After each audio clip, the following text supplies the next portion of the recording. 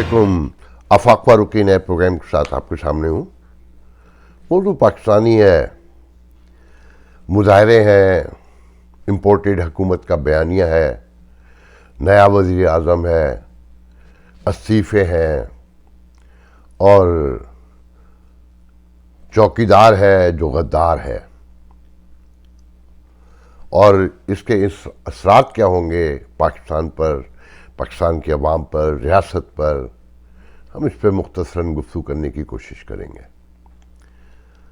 दुनिया भर में मुजाहरे हुए हैं, खास आप बहुत खुश हैं। कल मैंने एक मुजाहरा ह्यूस्टन में भी देखा, मैंने उसकी रिपोर्ट भी बनाई है, मगर मेरा वीडियो लंबा हो जाता है तो मुझे नहीं पता, मैं कोशिश करूँगा कि आखिर में उसे लगा दूँ।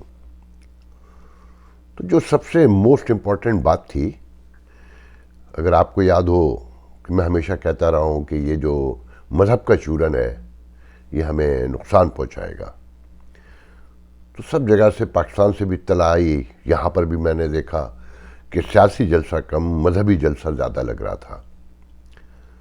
मैं तो ये भी सोचता हूँ कि मौलाना फजल रहमान ने इस्लाम ज़्यादा बेचा, जमात इस्लामी ने ज़्यादा बेचा, या खास साहब ज़्यादा बेचते हैं रियासत मदीना के थ्रू कि सियासी जलसा है, नारे तकबीर, अल्लाह अकबर, जैसे जिहाद पे जा रहे हैं, नारे रिसालत या रसूल अल्लाह, नारे हैदरी या अली, और पाकिस्तान का मतलब क्या, ला इलाहा इल्लल्लाह। तारीख़ तो पढ़ते ही नहीं है।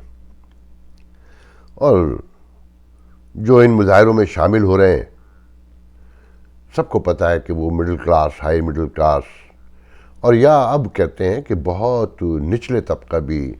अच्छा, फिर सबका ये ख्याल है, कल मेरी पाकिस्तान में बात हुई और यहाँ तो मैंने देखा कल 100-150 लोग थे ह्यूस्टन में यहाँ, और दो नारे लगाते थे, तस्वीरें मोबाइल से बनाते थे और फिर आइसक्रीम की दुकान में घुस जाते थे कि इंटरटेनमेंट है। और फिर रमज़ानों में तो ये बहुत बड़ा इंटरटेनमेंट है, और तो कुछ है ही नहीं वहाँ। और खास आप खुश हैं कि उन्होंने बाजी पलट दी। हाँ, हम भी बहुत खुश हैं कि जिनके कंधों पर बैठ कर आए थे उन्हें मुतनाज़ा बना रहे हैं। बाजवा साहब को खूब गालियाँ पड़ रही माशाल्लाह से। इबरत कदाए दहर है और हम हैं दोस्तों, कि ये भी होना था। इस पूरे खेल में बस एक बात नोट करें कि ये रियासत जो पहले ही बहुत कमज़ोर हो चुकी है, ये बड़े बड़े मुजाहरे सियासी मुखालफत में तो बिल्कुल जायज़ हैं, मगर अपनी अदलिया को तबाह करना, अपनी फ़ौज को तबाह करना, अपनी पार्लियामेंट को बेतौकीर करना, इस सब के नताइज हैं। और नताइज दुनिया में हमारे सामने तारीख़ में फैले हुए हैं, मगर हमने पढ़ने लिखने समझने से इनकार कर दिया है। मुख्तसरन बता दूं, बहुत से लोगों को बुरा लगेगा कि जब इराक़ ख़त्म होने जा रहा था तो 2 साल पहले बड़े बड़े मुजाहरे वहाँ शुरू हो गए थे अमेरिका के ख़िलाफ़। मिलियंस लोग निकला करते थे। लीबिया में भी यही हुआ, मगर जब इराक़ में, लीबिया का तो मैंने नहीं देखा था लाइव जिंदा, ख़बरों में पढ़ने के बाद में देखा, ख़बरों में सुना कि मेरी ट्रैवलिंग थी उन दिनों में। मगर इराक़ में मैंने देखा कि जब अमेरिकन और नेटो और इत्तेहादी घुसे तो दूर दूर तक कोई देखने वाला भी नहीं था। और हमने ये भी देखा कि जब ईरान का इनकलाब आ रहा था तो उस वक्त ईरानी रियाल डॉलर के मुकाबले में 70 रियाल का $1 था। आज माशाल्लाह से इस्लामी इनकलाब के बाद वो $1 जो है 42,000 रियाल का है। और जो वहाँ हालात हैं सबको पता है। गैर जानिबदारी, आज़ादी, खुद मुख्तारी बहुत अच्छी लगती है, होनी चाहिए, मगर जिन पैरों पे खड़े होते हैं उन्हें गौर से देखते हैं। पहले बंद कर दिया होता खान साहब ने सारे US एड के प्रोग्राम, यूरोपीय यूनियन की जितनी NGOs और पाकिस्तानी NGOs जो वहाँ से फंड लेती हैं, यूनाइटेड नेशन की ट्रीटी, वर्ल्ड बैंक, IMF اور پھر سعودی عرب سے ان رمضانوں میں ہر سال بھیگ کے چاول بھی بٹتے ہیں. جو لوگ یہ کہتے ہیں نا کہ ہم بھکاری نہیں ہیں، وہ غور سے اپنے گریبان جھانکیں. ضروری نہیں ہے کہ ڈیفینس کے گھر میں بھیگ کے چاول نہ پک رہے ہوں، مگر چاول آپ ہی کے درمیان کہیں بٹتے ہیں اور لائنیں لگتی ہیں، لوگ ایک دوسرے کو دھکے دیتے ہیں، چیخ و پکار بھی مچتی ہے. مگر آپ نہیں سمجھیں گے، کیونکہ جب دلوں پہ مہر لگ جائے اور طے ہو جائے کہیں کہ تمہیں مثال عبرت بنانا ہے، تو ایک کے بعد ایک غلطیاں کی جاتی ہیں. تقاضا تو یہ تھا کہ پارلیمانی جمہوری نظام یہ کہتا ہے کہ اگر آپ ووٹ کھو بیٹھے ہیں تو آپ گریسفلی چلے جاتے ہیں. جیسے کہ ابھی 5 روز پہلے بتایا تھا، پہلے بھی، کہ ایک ووٹ سے اسرائیل کی حکومت ختم ہو گئی. کوئی شور نہیں پڑا، کوئی الزام نہیں لگا. ہم کینیڈا میں دیکھتے رہے ہیں، ہم برطانیہ میں بھی دیکھتے رہے ہیں، ہم ہندوستان میں بھی دیکھتے رہے ہیں، واجپئی کا ایک ووٹ سے گئے تھے. مگر ہمارے یہاں جانے سے صاف انکار کر دیا.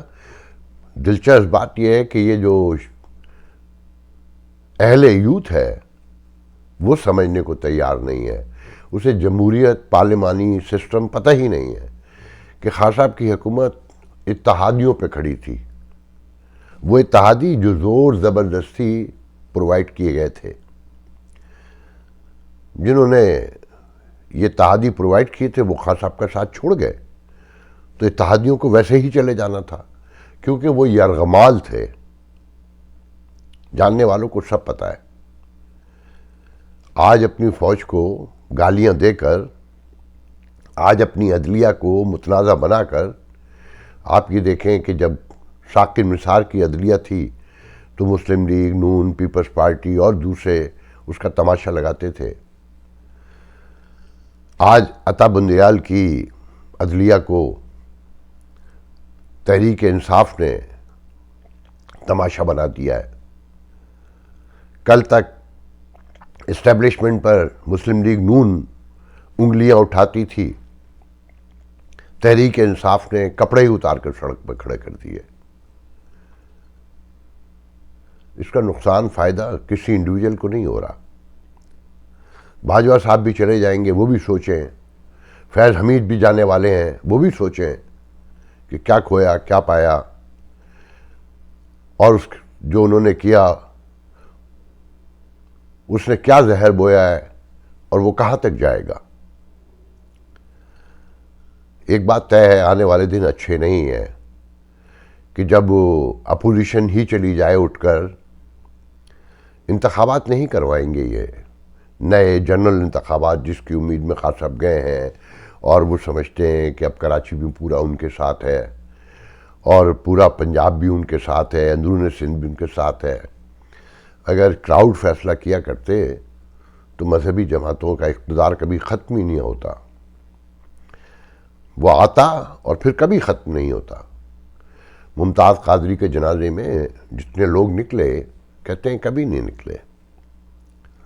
تو خان صاحب ووٹ فیصلہ کرتا ہے، کراؤڈ فیصلہ نہیں کرتا.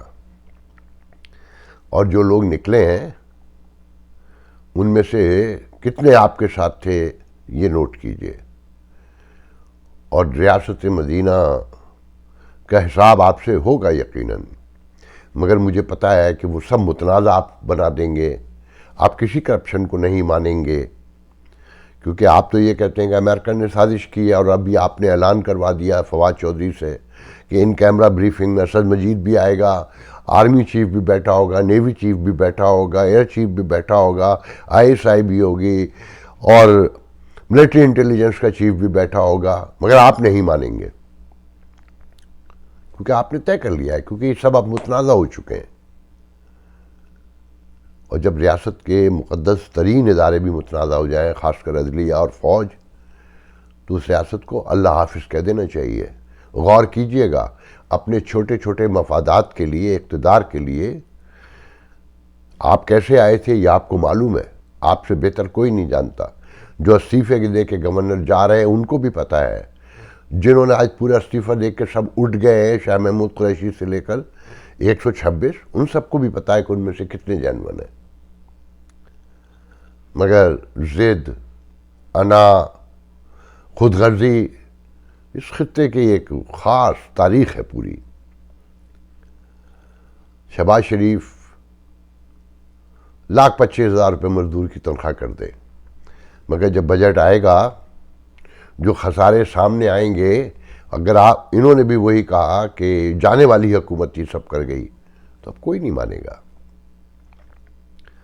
کہ پھر خان صاحب شور مچانے کے لیے موجود ہوں گے، کیونکہ انہوں نے تو طے کر لیا ہے کہ سچ تو بولنا ہی نہیں ہے. سچ تو نون بھی نہیں بولتی تھی، پیپلز پارٹی بھی نہیں بولتی تھی. کوئی ہمارے یہاں سچ کا تو کوئی چلن ہی نہیں ہے، کوئی رواج ہی نہیں ہے. تو جو ہونے جا رہا ہے وہ بہت خوفناک ہے. یہاں میں آپ کو ایک اہم خبر دیتا چلوں. میں نے پہلے بھی بتایا تھا کہ جب اسد مجید جس دن یہ لیٹر لکھا، اس دن ان کے ساتھ کچھ لوگ تھے 2 دن تک، واشنگٹن سے لاس اینجلس تک، بلکہ کہیے 6 سے لے کر 12 تک.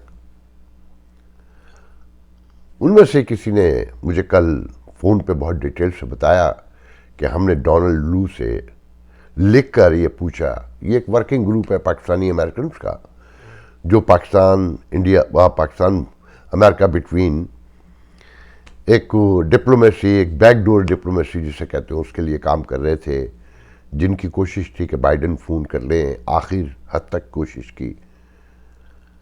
مگر میں الزام نہیں لگاؤں گا، آنے والی تاریخ خود بتا دے گی آپ لوگوں کو کہ غلطی کس کی تھی.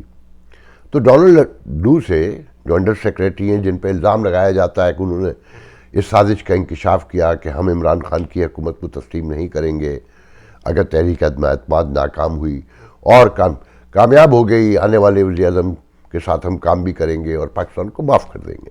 یہ الزام لگاتے ہیں نا P T I, Imran Khan صاحب، ان کے وزراء. تو ڈونلڈ لو سے یہ پوچھا گیا کہ یہ تم نے کیا کیا اور تمہیں یہ کرنا چاہیے تھا. تو اس نے جو جواب دیا اس کو سمرائز کر کے بیان کر رہا ہوں.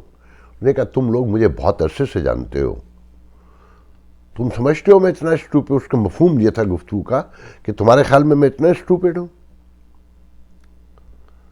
انہوں نے کہا میں اس سے زیادہ اور کچھ نہیں کہوں گا کیونکہ تم میں سے بیشتر مجھے جانتے ہیں. تو ان صاحب کا کہنا ہے مجھے جنوری میں کنفرم تھا اسلام آباد میں کہ خان صاحب کی حکومت ختم کرنے کا فیصلہ کر لیا گیا ہے. خان صاحب ڈیلوژنل، جو میں پہلے آپ کو بتا چکا ہوں، شیزوفرینیا، اسکریزوفرینیا کا شکار ہے. وہ اب سمجھنے لگے تھے کہ وہ خود عوام سے ووٹ لے کر جیت کر آئے ہیں. میں اس پہ ایک دلچسپ واقعہ سنا دوں کہ یہ شیزوفرینیا اور یہ ڈیلوژنل اور اسکریزوفرینیا ہوتا کیا ایگزیکٹلی. ہمارے ایک دوست ہیں پاکستان کے، ان دونوں ایک اینکر ہیں، آپ میں سے بہت سارے لوگ جانتے ہیں انہیں بڑے پیمانے پہ، بہت کنٹروورشل ہے. کبھی امریکہ میں رہا کرتے تھے، رہتے تو اب بھی ہیں وہ یہیں، فیملی تو یہیں رہتی ہے. تو وہ کبھی ویگس میں رہا کرتے تھے. انہوں نے ایک واقعہ سنایا کہ ان کا ایک دوست پاکستان سے آیا، 2-3 دن بور ہو کے لیٹا رہا. چوتھے دن بولا کہ مجھے کچھ سمجھ نہیں آ رہا کہ یار میں بہت بور ہو گیا ہوں، کیا کروں. انہوں نے کہا بار بار چلے جایا کرو، کلب شلب چلے جایا کرو. وہ وہاں گئے، وہاں سے بھی بور ہو کر آ گئے کہ یار کوئی بات چیت ہی نہیں کرتا، کچھ سمجھ نہیں آتا. تو انہوں نے کہا کہ بھائی اگر تمہیں یہاں اپنی جگہ بنانی ہے اور انجوائے کرنا ہے لائف کو، تو جو لڑکیاں ہیں نا ان کو عراق وار کے قصے سنایا کرو، کہا کرو کہ میں ویٹرن ہوں اور کہانیاں گڑھ لو. تو کہتے ہیں کہ پھر 10 دن کے بعد وہ انتہا سے زیادہ خوش، اور ان کے ساتھ کچھ دوست خواتین بھی لوکل امریکن بن گئیں اور وہ قصے سنایا کرتے تھے کہ میں عراق وار میں نے یہ کیا، میں نے یہ کیا، میں نے وہ کیا.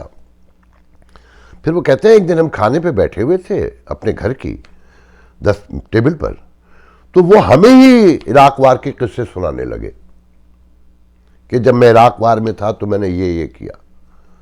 تو ڈیلوژنل جو ہوتا ہے نا، جب انسان اس کا شکار ہو جائے شیزوفرینیا کا اور نرگسیت کے مار جب پڑ جائے، تو خان صاحب کو یہ یقین ہو گیا تھا. تو وہ بتانے والے مجھے کہتے ہیں کہ ہمیں پتہ چل چکا تھا، اور وہ کہتے ہیں کہ ایک ملاقات میں ہم نے خان صاحب سے کہا، جس میں ہم 4 امریکن پاکستانی یا 5 تھے، کہ خان صاحب پالیٹکس کو پالیٹکس کی طرح کریں جیسے باقی سب دنیا کرتی ہے، ورنہ ہم آپ کی جگہ کسی اور کو بیٹھا ہوا دیکھ رہے ہیں. اور پھر وہی ہوا. تو وہ کہتے ہیں مسئلہ یہ ہے کہ ہم پاکستان کی بھلائی کے لیے کام کرتے ہیں، ایک اسٹیپ آگے بڑھتے ہیں، 2 اسٹیپ پیچھے ہٹوا دیتی ہیں یہ ہماری سیاستدان، یہ ہماری اسٹیبلشمنٹ. ان کی لڑائیاں ہی نہیں مکتی. ڈالر پھر آ گیا ہے 183 کا. مگر اگر کہیں ہم یکجہتی نہیں ہوئی، کہیں انتشار بڑھا، جو مجھے نہیں لگتا، کہ کہنے والے کہتے ہیں کہ جی آنے والے دن پی ٹی آئی پر، خان صاحب پر بہت بھاری ہے، بہت کچھ سامنے آنے والا ہے. اور اسی جو بیانیہ ہے امریکہ مخالف، اس کے حوالے سے بھی. مگر بات ساری یہ ہے کہ آنے والے دنوں کی پرفیکٹ پیشن گوئی پریڈکشن کوئی نہیں کر سکتا کہ معاملات کہاں ٹرن کر جائیں، کہ مذہب اور پھر دوسرے نمبر کا چورن امریکہ ہے پاکستان میں، جسے بیچنے کے لیے ہر وقت لوگ تیار بیٹھے رہتے ہیں. مگر یہ سارے لوگ امریکہ بھی آنا چاہتے ہیں، امریکہ سے تعلقات بھی رکھنا چاہتے ہیں. خان صاحب سے کوئی یہ پوچھے کہ اگر 7 مارچ کو پتہ چلا تھا تو 8 مارچ کو اس سفیر کو واپس بلا لیتے نا، کہ اب تیری ضرورت نہیں رہی وہاں پر، یہ سازش کر رہے ہیں. اور پھر یہ جو اتنی بڑی کمپین ہے ایک لمحے کو ماننے کے، خان صاحب لوٹ کر آ جاتے ہیں امریکہ کو گالیاں دے کے، شور مچا کے، عوام کو خلاف کر کے، تو قرض لینے کہاں جائیں گے؟ کس کے پاس جائیں گے؟ خان صاحب شوکت خانہ بند کر دیں گے. 63 ارب روپے لیے اب تک خان صاحب نے، ان میں سے 40 ارب روپے یورپ اور امریکہ کے پاکستانیوں سے لیے ہیں یا دوسری ڈونرز تنظیموں سے لیے ہیں. کہاں سے؟ چین سے ان کو پیسے ملے ہیں ڈونیشن میں، روس سے ملے ہیں، کوریا سے ملے ہیں، یا ایران سے کتنا لے کر آئے ہیں. صاحب تھوڑا خیال کریں، اقتدار اتنی اہم نہیں ہوتا کہ پوری قوم کو ڈبو دیا جائے. ساورن ہونا، نیوٹرل ہونا اور اپنے فٹنگ پہ کھڑا ہونا بہت اچھی بات ہے، بہت بڑا رومانس ہے. مگر یہ 74 سال جو بویا ہے وہ کاٹنا بھی تو ہے نا. گریجولی آگے بڑھتے ہیں. آپ خدا نخواستہ میرے منہ میں خاک، آپ جو ظاہر کرتے ہیں کہ نبی کے بعد ایک آپ ہی آئے ہیں، تو اس کی زندگی سے تو سیکھیں. سیکھنا چاہیے نا کہ انہوں نے صلح حدیبیہ بھی کی اور منافقین مکہ کو بھی برداشت کرتے تھے، اپنے ساتھیوں کو بھی سمجھاتے تھے کہ حالات و وقت کے ساتھ چلنا ہے. وہ جو اللہ کا سچا نبی تھا، جس کی حفاظت، جس کی حرمت کا وعدہ اس نے خود کیا تھا، اللہ چاہتا تو 1 منٹ میں سب کچھ پلٹ کے رکھ دیتا نا. مگر نہیں، انہوں نے کہا کہ انسانی فطرت، اصولوں اور سماج کی روایات کے عین مطابق تمہیں اپنا پیغام لے کر آگے بڑھنا ہے. مگر آپ فالو تو بن گیا آخری عمر میں، مگر سیکھا نہیں ان کی زندگی سے آپ نے. آپ کہتے ہیں کہ میں شہباز شریف کے ساتھ نہیں بیٹھوں گا،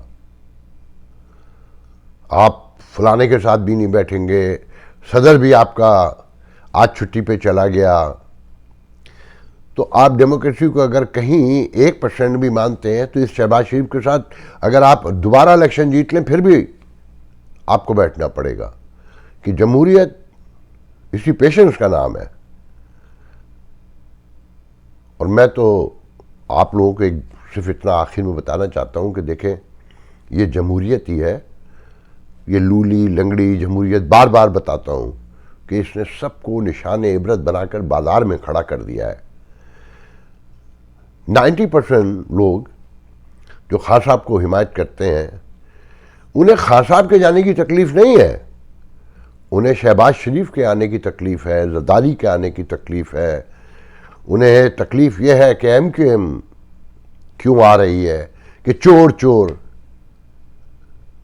اور جو خان صاحب کے جانے سے خوش ہیں وہ بھی یہ کہتے ہیں کہ یہ ان سے بڑے چور تھے.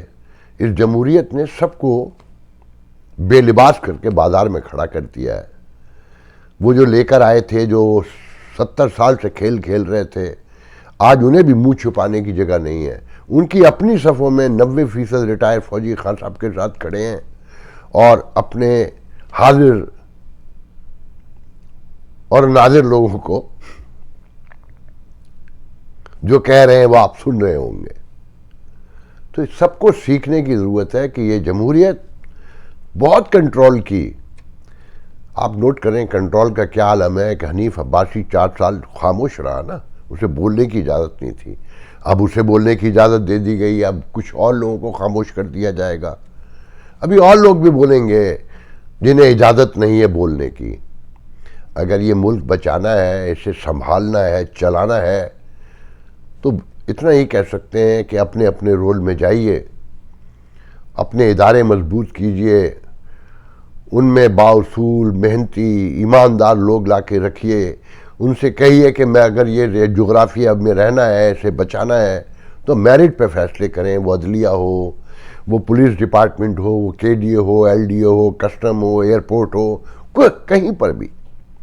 اگر آپ نے یہ نہیں کیا, اپنا رول سب نے جو موجود رول میں ہے اگر وہ چھوڑ کر اپنے اصل رول میں نہیں گئے تو بچنا کچھ نہیں ہے. یہ امریکہ مخالف نعرے آپ کے خلاف چلے جائیں گے, کیونکہ آپ سعودی عرب کے چاول بھی نہیں چھوڑتے. آپ دنیا سے جہاں سے کچھ بھی ملتا ہے بھیک میں آپ لینے کو تیار ہیں, مگر آپ نعرہ یہ دے رہے ہیں کہ ہم بھکاری نہیں ہیں. اپنے گریبانوں میں جا کے اپنے آپ سے سوال تو پوچھیں کم از کم. میٹرک پاس لوگ بھی یہ بات سمجھتے ہیں کہ آپ بھکاری ہیں یا نہیں ہیں, یا بیگر چوزر ہوتے ہیں یا نہیں ہوتے ہیں. آپ کے تمام قانونی آئینی جو آپ نے پچھلے دنوں چینج کی, اسٹیٹ گورنر سے لے کے جہاں تک چلے جائیے, آپ نے ہر بات تو مانی. ایم کے ایم لندن پاکستان کو فالو نہ کریں کہ جب ان کے سائے تلے سب ایک ہی نعرہ لگاتے تھے کہ منزل نہیں رہنما چاہیے. منزل بھی کھو گئی, رہنما بھی کہیں گم ہو گیا. کہانیاں سنتے رہیے کہ ریوائول ہو رہا ہے, 3 آفس کھل گئے ہیں اور وہ سویپ کر جائیں گے. نہیں, ایسا کچھ نہیں ہے, یہ ممکن نہیں رہا. اب ان کی ویڈیو دیکھنے کے بعد جس طرح سے وہ خطاب فرماتے ہیں آپ کو یقین آتا ہے کہ اس شخص کی بھی کہیں کوئی واپسی, کوئی گنجائش, کوئی ضرورت موجود ہے. اب تو منزل کی طرف دیکھیں جو دنیا کی مضبوط بڑی ڈیموکریسی, پرانی ٹریڈیشنل ڈیموکریسیز ہیں یہاں یورپ امریکہ میں, اس میں منزل ہے سب کچھ, رہنما نہیں ہے. رہنما ہر الیکشن میں بدل جاتا ہے. اگر آپ کو یہ ملک چلانا ہے, سنبھالنا ہے, اس کا کوئی مستقبل بنانا ہے تو منزل کے بارے میں غور کیجیے گا. اللہ حافظ.